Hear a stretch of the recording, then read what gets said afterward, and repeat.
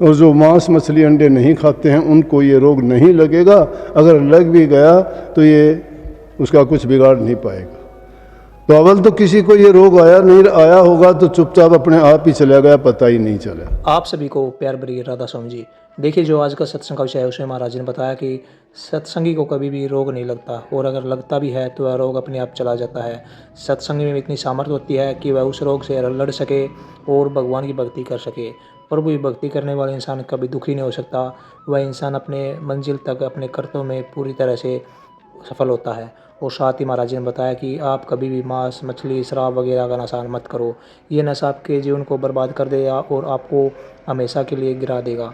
इसलिए हमेशा शुद्ध शाकाहारी बने और अच्छा भोजन करें, ताकि आपका मन भी शांत रहे और आपका मन भी भजन में लगे और आप प्रभु को पा सके। और साथ ही गुरु महाराज ने बहुत प्यारी बड़ी बातें सत्संग में बताई है। तो चलिए आपका कीमती समय लेकर सत्संग को शुरू करते हैं। कृपया सत्संग को पूरा सुनकर पुण्य भागीदार अवश्य बनिए। राधा स्वामी। क्योंकि ये एक प्रकृति द्वारा अचानक कैसी करवट ली, इंसान की इतनी सामर्थ्य नहीं है कि उसको समझ सके। परंतु बचने के लिए इंसान लाखों उपाय करता है, और उन्हीं बातों को देखते हुए दुनिया में सब ने कोशिश की घरों में बंद रहे, मुंह पर मास्क लगा के रखे, बार बार हाथों को साबुन से धोना, सैनिटाइज करना, सोशल डिस्टेंस, किसी से एक दूसरे से मिलना नहीं, किसी से हाथ नहीं मिलाना, करीब किसी के नहीं जाना, चाहे कोई कितना भी घनिष्ठ था। अब भी हालात उससे भी बुरे हैं।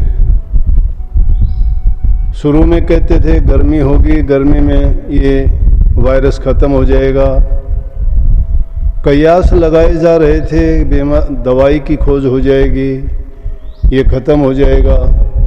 लेकिन कुछ नहीं कहा जा सकता कितने दिन तक चल सकता है।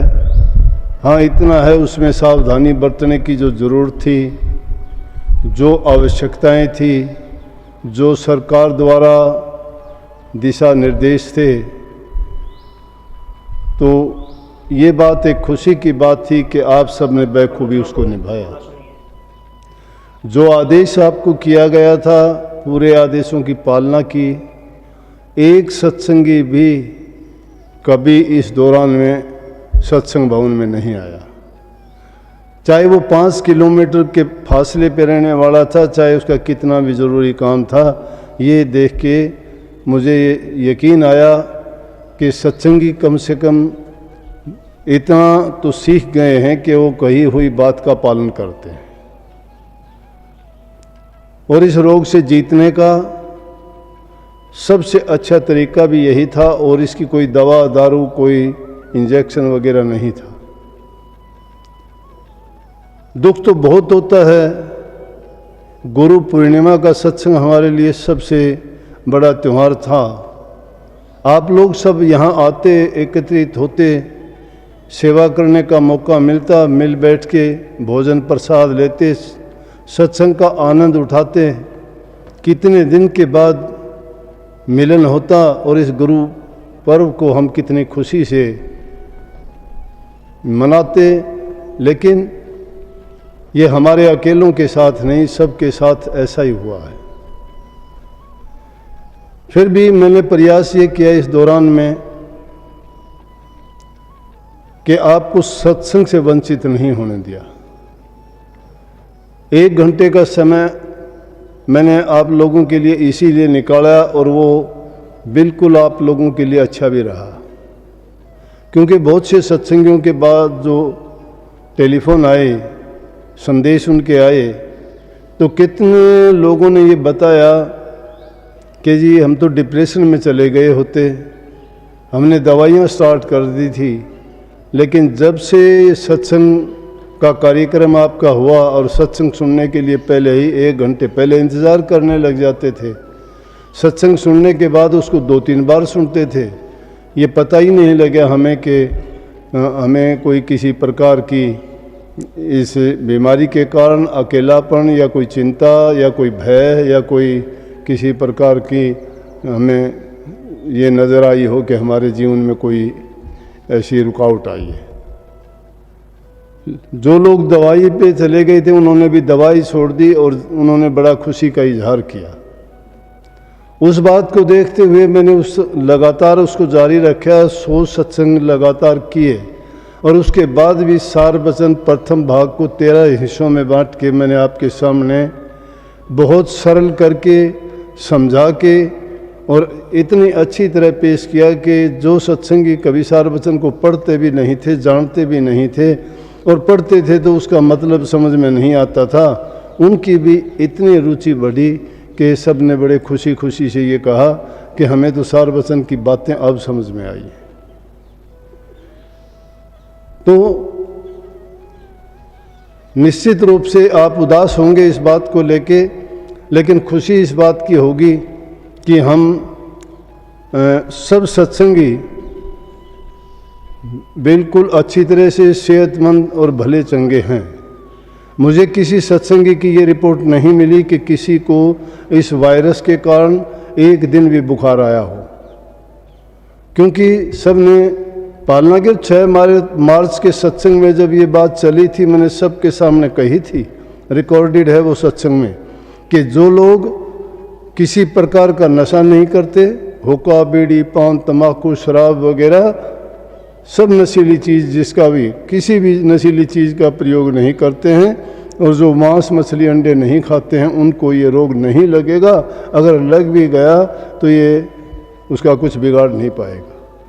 तो अव्वल तो किसी को ये रोग आया नहीं, आया होगा तो चुपचाप अपने आप ही चला गया, पता ही नहीं चला। तो ये एक बहुत अच्छी बात थी। अब कल का सत्संग है, मैंने आप लोगों को लगातार पिछले 1 हफ्ते से ये बात कहता आया हूँ। आज टाइम था नामदान वालों के लिए, बस ज़्यादा नहीं, 150-200 ही आदमी आ पाए, क्योंकि किसी को पता नहीं लगा, किसी को कोई हालात होंगे या इसके कारण कुछ लोग हो सकता है परेशान हो, आने जाने में परेशानी हो, लेकिन आज उनका टाइम था। जिन्होंने रजिस्ट्रेशन कराया था उनको सबको नाम की दीक्षा दे दी गई। कल के लिए वो जो जैसे मैं कहता आया, इसी प्रकार से आपको सत्संग उसी टाइम पे 10 बजे, 10:15 बजे के आसपास शुरू हो जाएगा और उतने ही समय के लिए इसी प्रकार से आप घर बैठे हुए अपने टेलीफोन पे, अपने टेलीविज़न पे, वो यूट्यूब पे जो जैसे भी ये प्रसारण यहाँ से आपको दिया जाएगा, घर बैठे उसका आनंद उठाना है। यहाँ आश्रम में आने के लिए पाबंदी नहीं थी, लेकिन क्योंकि नियम की पालना करना है इसलिए हमने भीड़ नहीं करनी। तो कुछ बस 100-200 यहाँ सेवादार आए होंगे, बाकी संगत को यही आदेश है कि वो घर बैठे ही उस सत्संग का लाभ उठाएं। इतने सत्संग जब आपको सुनाए गए हैं तो और ये आप अपने मन में जो आप सुमरण करते हो, ध्यान में बैठते हो, अभ्यास करते हो, उसके साथ साथ एक प्रार्थना रोज़ाना किया करो प्रभु से कि उन्होंने हमारी पुकार सुनी है और आगे भी सुनेंगे कि इस रोग को जल्दी से ख़त्म कर दें और फिर से पूरे संसार की जो काम कारोबार उसी प्रकार से चलना शुरू हो जाए और सभी लोग अपने जो सामान्य जीवन में लौट के आएं। किसी को किसी प्रकार की दिक्कत परेशानी ना हो और सब खुशी खुशी अपना जीवन जिएं। अगर आप प्रार्थना करोगे, प्रार्थना में, याचना में बड़ी ताकत और शक्ति होती है। आप सत्संगी लोगों समझते हो, सत्संगों के माध्यम से इन बातों को अच्छी तरह जानते हो कि एक आदमी कोई भी अनुनय सच्चे दिल से एकाग्रचित होकर कोई प्रार्थना करता है तो सुनी जाती है।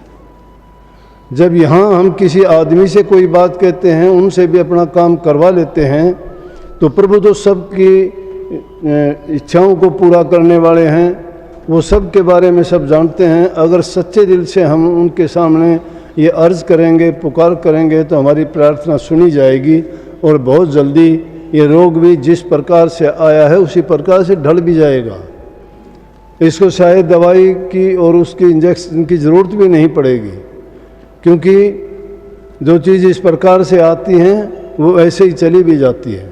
ये तो कोई प्रकृति की ऐसी करवट थी, उसने करवट ली है, उसके कारण थोड़ा अस्त व्यस्त हुआ है, लेकिन इंसान को औकात भी दिखाई है, उसको याद भी दिलाई है कि इंसान अपने आप को खुदा मानना शुरू कर दिया था इसने, और परमात्मा के बारे में तो सब कुछ भुला ही दिया था। इंसान जो सोचता है अपनी बुद्धि से, जो करता है, और कोई भी वो यहाँ इस काल देश के काम करके सोचता है कि मैं बड़ा बुद्धिमान हूँ, बहुत चतुर हूँ, मैंने ये कर दिया, मैंने वो कर दिया, मैंने ये बना लिया, वो बना लिया, लेकिन प्रकृति के सामने ये चीज़ें कुछ कोई मायने नहीं रखती। प्रकृति ने ये औकात दिखाई है इंसान को कि देखो कि मैं अगर चाहूँ तो कुछ भी कर सकती हूँ। एक देश नहीं, एक जगह नहीं, एक स्थान नहीं, ये पूरे संसार में एक ही बार में देखो क्या, किस प्रकार से, किस ढंग से उन्होंने क्या आईना दिखाया है इंसानियत को। इसलिए कभी भी ये ना सोचो कि हम कुछ हो गए हैं, हमने कुछ कर लिया है, या हम कुछ करने लायक हैं। करने लायक तो सिर्फ प्रभु है, उसी की भक्ति करो और उनके साथ प्रेम का नाता जोड़ो, उनमें विश्वास और श्रद्धा सत्संग रखो। को पूरा सुनने के लिए का बहुत बहुत धन्यवाद। हम आशा करते हैं आपने सत्संग को बड़ा ही ध्यान से सुना होगा।